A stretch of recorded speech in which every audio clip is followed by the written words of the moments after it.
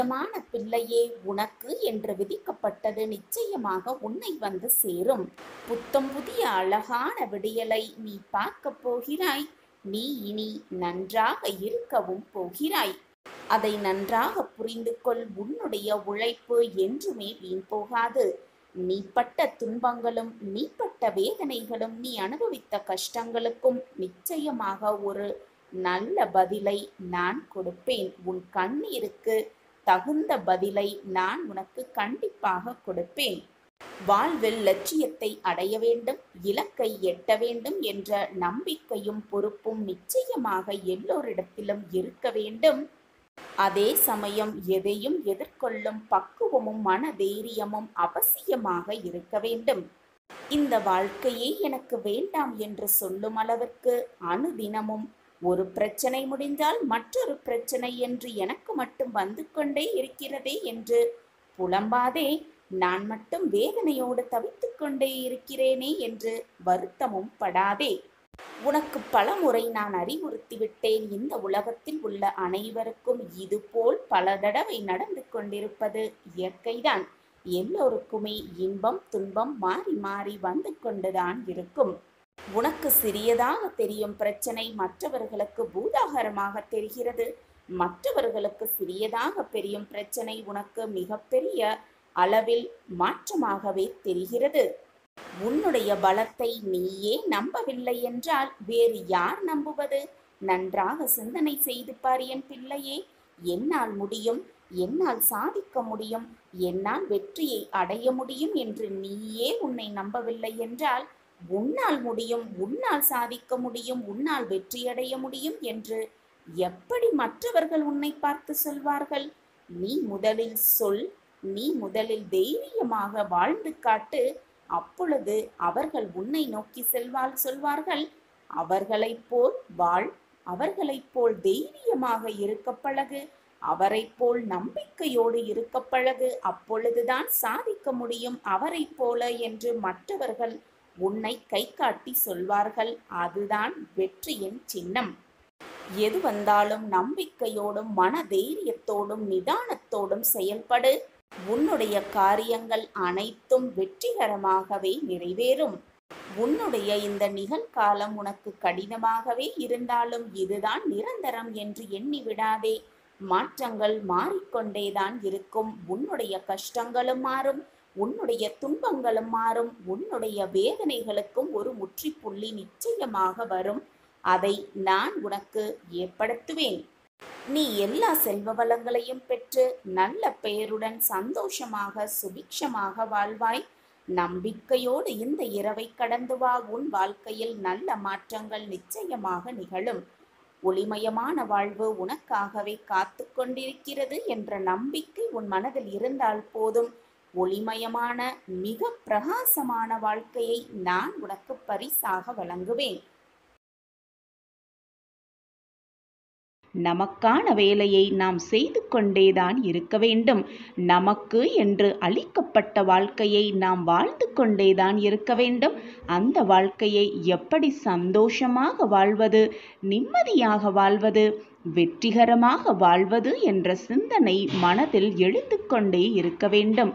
அப்பொழுதுதான் வாழ்க்கையை நினைத்து கூட பார்க்க முடியாத அளவிற்கு உச்சத்தில் கொண்டு செல்லலாம். அப்படி காலமும் தருணமும் நேரமும் உனக்காக மாறும் பொழுது நான் உனக்கு கொடுக்க வேண்டியதை தந்துதானே ஆக வேண்டும். உனக்கான காலம் வரும் பொழுது, உனக்கான நேரம் வரும் பொழுது உனக்கானதை நிச்சயமாக உன்னிடம் உன் கைகளில் நான் கொடுத்துதானே தீர வேண்டும். நீயும் உனக்கான முயற்சியில் இறங்கித்தான் ஆக வேண்டும்.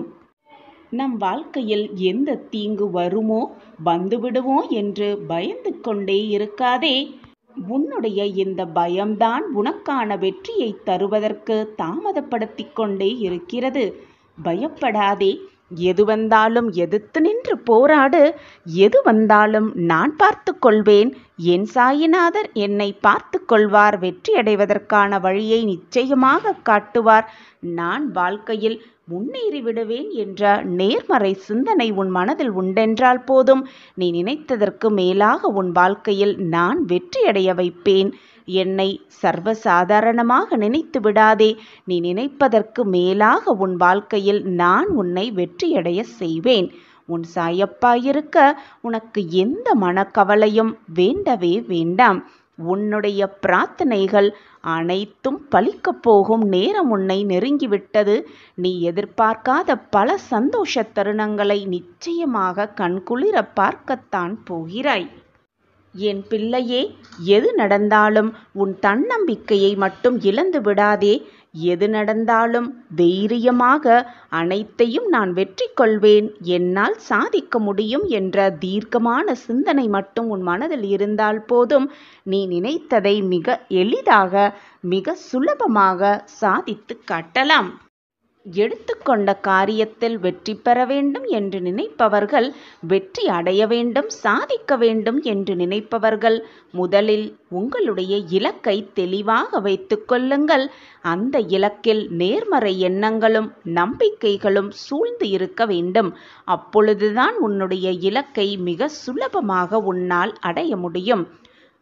அதன் பிறகு உன்னுடைய இலக்கு, எண்ணங்கள், நம்பிக்கைகள் எல்லாமே நேர்மறையாக இருக்கும் பட்சத்தில் பின் கடவுளை வணங்கி ஆக்கப்பூர்வமான சிந்தனைகளுடன் அதை தொடர்ந்து செய்யும் பொழுது நிச்சயமாக உன்னால் வெற்றியை அடைந்துவிட முடியும். காரிய வெற்றியை நிரந்தரமாக நம்பாசமாக்கிக் கொள்ளலாம். நினைத்தது அனைத்தையும் நிறைவேற்றிக் கொள்ளலாம். ஜெய் சாயிராம், ஜெய் ஜெய் சாயிராம். நினைத்த காரியம் வெற்றி பெற, நாம் அனைவரும் எடுத்துக்கொண்ட காரியத்தில் வெற்றி பெற நிச்சயமாக இலக்கை மிக தீர்க்கமாக வைத்து கொண்டாலே போதும். நாம் நினைத்ததை மிக சுலபமாக அடைந்து விடலாம். இலக்கை அடைவதற்கு நேர்மறையாக இருப்பதும் நம்பிக்கைகளும் நிச்சயமாக நம் மனதில் சூழ்ந்து இருந்தால் நாம் நினைத்த இலக்கை நிச்சயமாக அடையலாம்.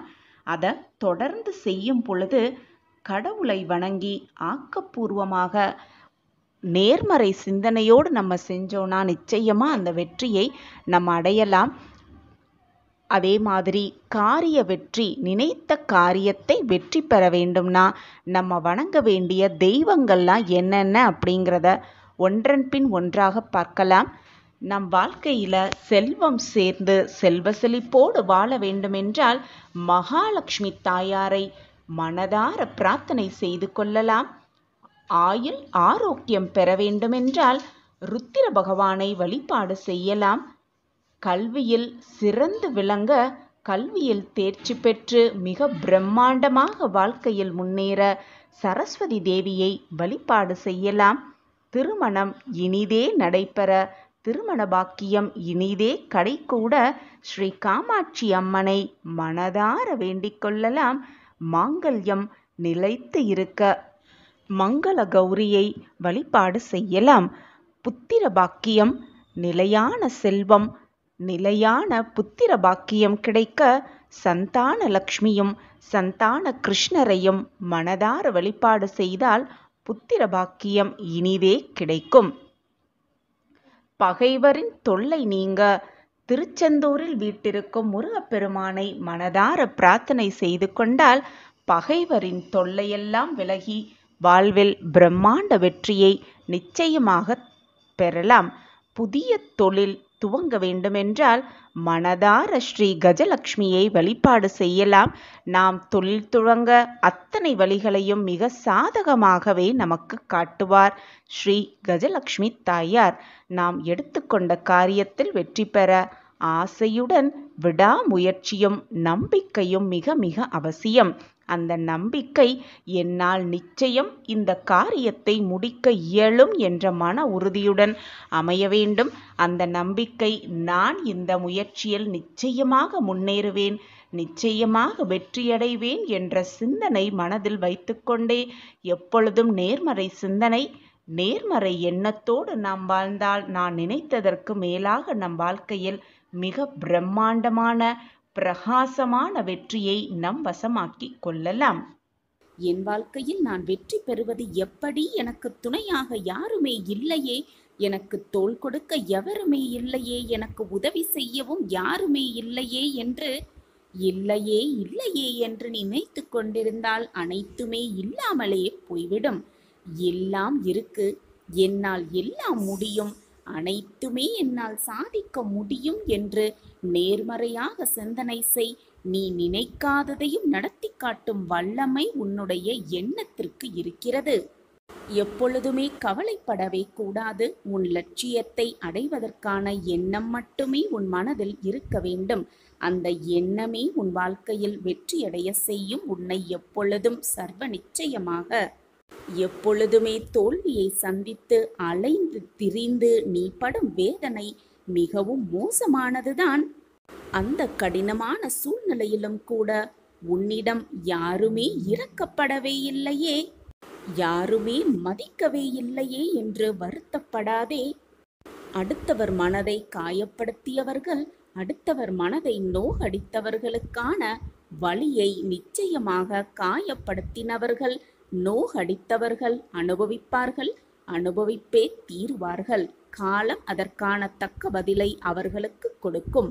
தைரியத்தை மட்டும் எப்பொழுதும் எந்த நொடியும் இழந்து விடாதே. உனக்கான பிரச்சனைகளை கண்டு கண்டு பயந்து பயந்து ஓடி ஒதுங்காதே. அந்த பிரச்சனையை எப்படி சமாளிக்க வேண்டும் என்று கற்றுக்கொள்வதே மிகப்பெரிய நம்பிக்கை சின்னமாகவே இருக்கும். வாழ்க்கையின் மீது நம்பிக்கை வைத்து செயல்பட்டு கொண்டே இரு. நிச்சயமாக உன்னுடைய தடைகளையெல்லாம் தகர்த்து எறிந்துவிட்டு வெற்றியோடு வீர நடை போடுவாய் எப்பொழுதுமே. இது உன் சாயியின் சத்திய வாக்கு. உன் அம்மாவாக, உன் அப்பாவாக, உன்னுடைய தோழனாக, சகோதரனாக, அனைத்துமாக நான் உனக்கு துணையாக இருப்பேன்.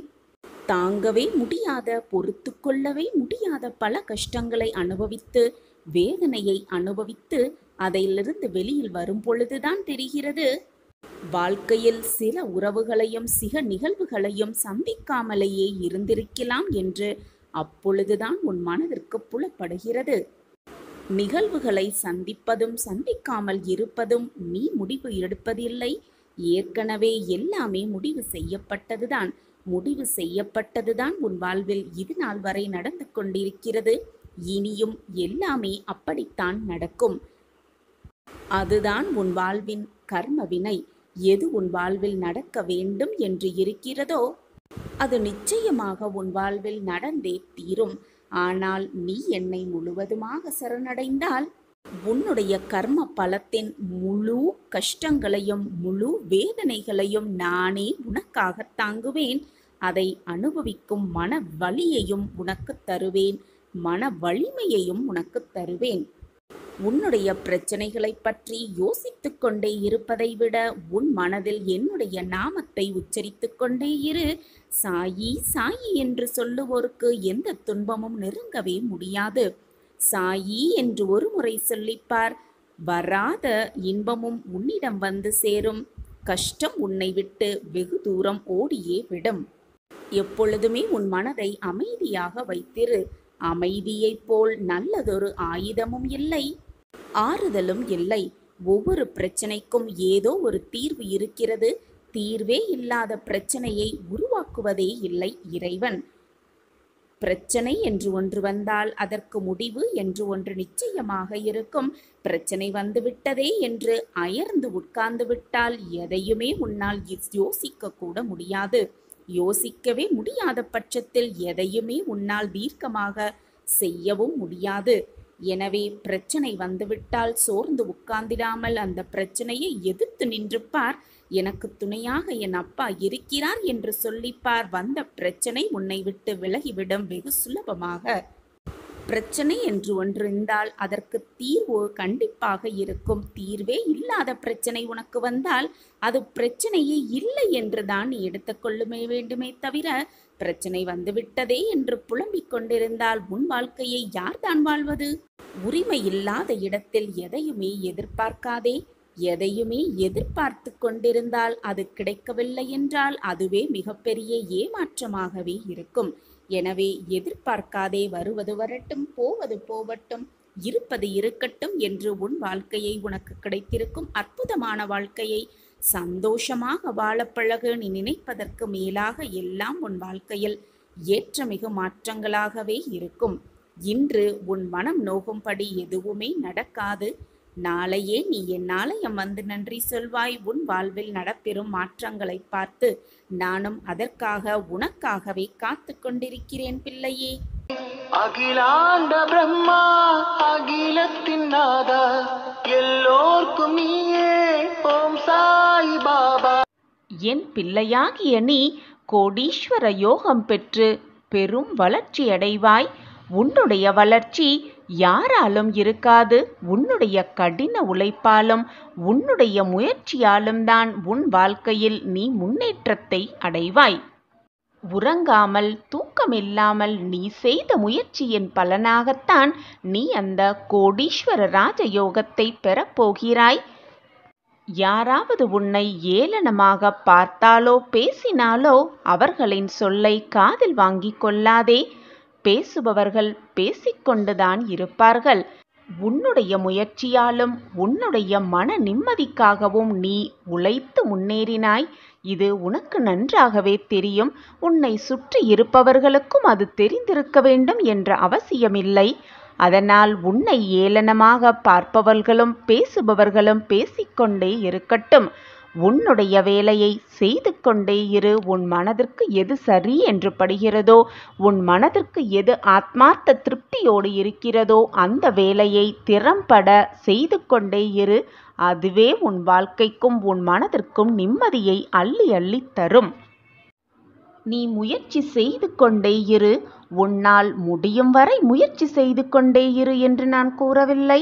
நீ நினைத்ததை நடத்தும் வரை, நீ நினைத்ததை முடிக்கும் வரை முயற்சி செய்து கொண்டே இரு. நிச்சயமாக உன் வாழ்க்கையில் வெற்றி என்னும் இலக்கை மிக சாதாரணமாக நீ எட்டிவிடுவாய். மிக சந்தோஷமாகவே உன் வாழ்க்கையில் கோடீஸ்வர ராஜம் பெற்று மகிழ்ச்சியோடு உன் வாழ்க்கையில் நீ வாழ்வாய். எனக்கு எல்லாமே தெரியும் என்று சொல்பவர்களை விட அனைத்தையும் நான் செய்து முடிப்பேன் என்ற நம்பிக்கையோடு போராடுபவர்களே வாழ்க்கையில் வெற்றியை மிக சுலபமாக எட்டலாம். இதைதான் நீ செய்து கொண்டிருக்கிறாய். உன்னுடைய உழைப்பு எப்பொழுதும் வீண் போகாது. நீ எடுக்கும் எந்த ஒரு முயற்சியும் தோற்று போகவே போகாது. உனக்கு துணையாக நான் இருக்கும் பொழுது நீ எடுக்கும் முயற்சி எப்படி தோற்று போக நான் விட்டு விடுவேன்? என் மேல் முழுமையாக நம்பிக்கை வைத்திருக்கும் உனக்கு நானே உன் இல்லத்திற்கு வந்து செல்வ செழிப்பை அள்ளித்தரப் போகிறேன். கோடீஸ்வர ராஜயோகத்தை உனக்காகவே கொடுக்கப் போகிறேன். உன்னிடம் மகிழ்ச்சியான செய்தி சொல்லும் நேரம் வந்துவிட்டது. உன்னை நெருங்கிவிட்டது. உனக்கான அந்த பொக்கிஷமான வாழ்க்கையை உனக்காக உருவாக்கி ஏற்ற இரக்கங்கள் நிறைந்த அனைத்தையும் உன்னிடம் இருந்து நீக்கி என் கண் பார்வையிலேயே உன்னை வெற்றியின் வழிக்கு வெற்றியின் படிகட்டில் ஏற வைக்கப் போகிறேன்.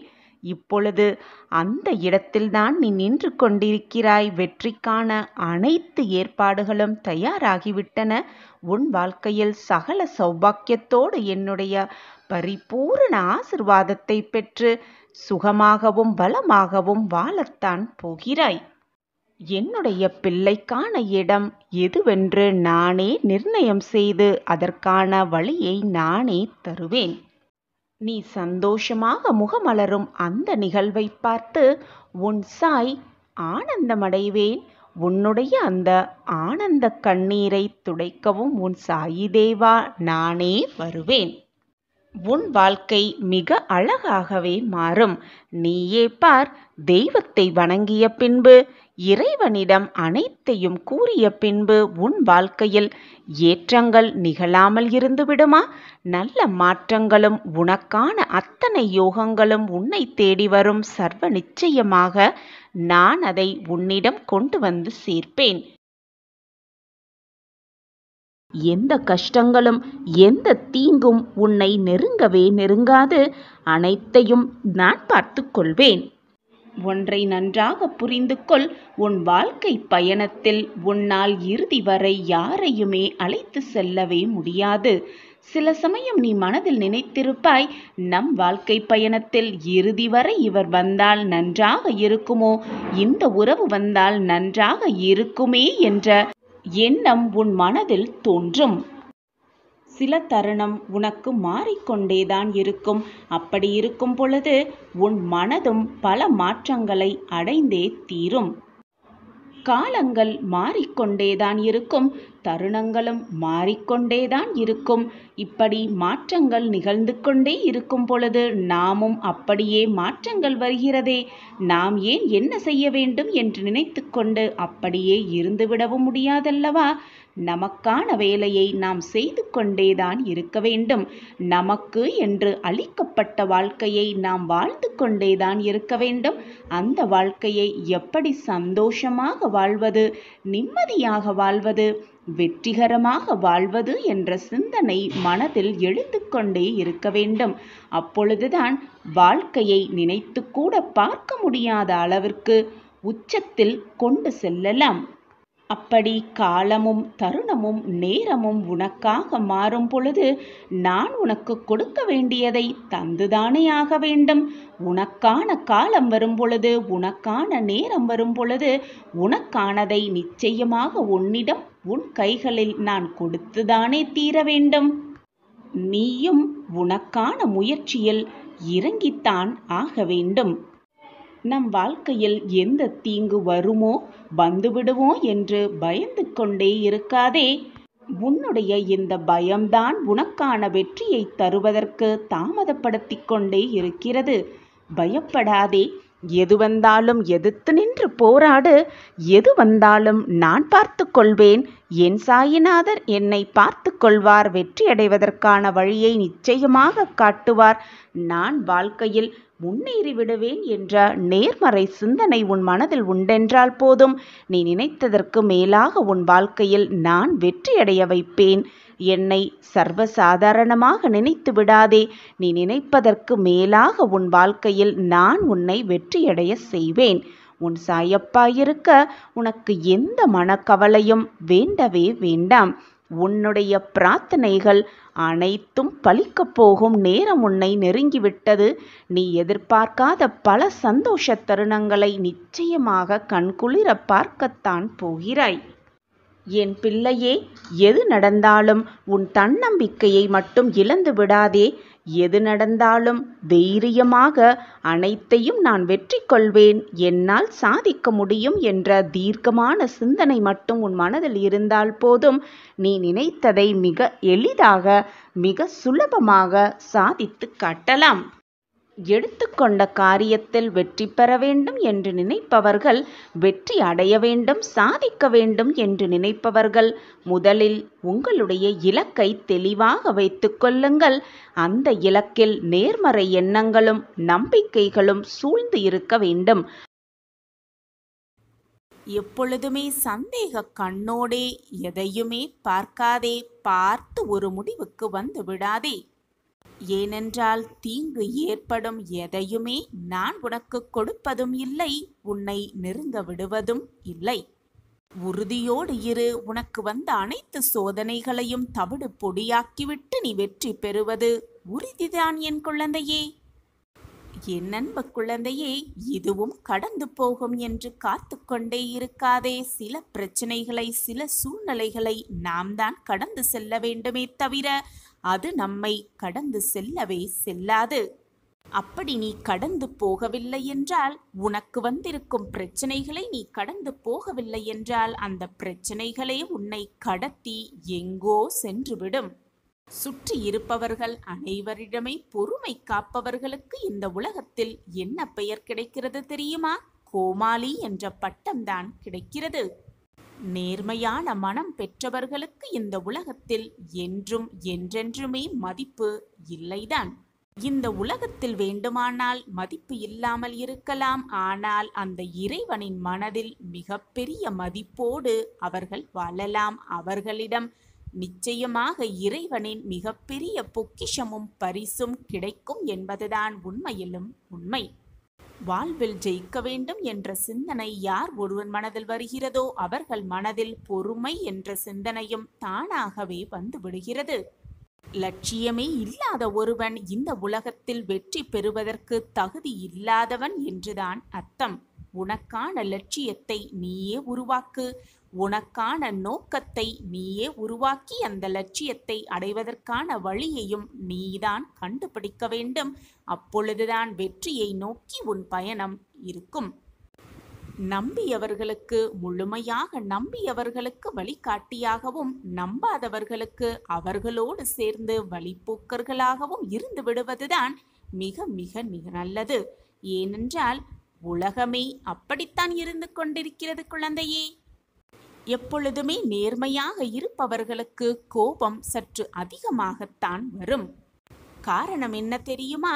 ஏமாற்றத்தை தாங்குவதற்கான சக்தி அவர்களிடம் இல்லை என்பதுதான் அதனுடைய பொருள். இந்த உலகத்தில் மிக மகிழ்ச்சியான விஷயம் என்ன தெரியுமா? ஒருவருடைய சிரிப்புதான்.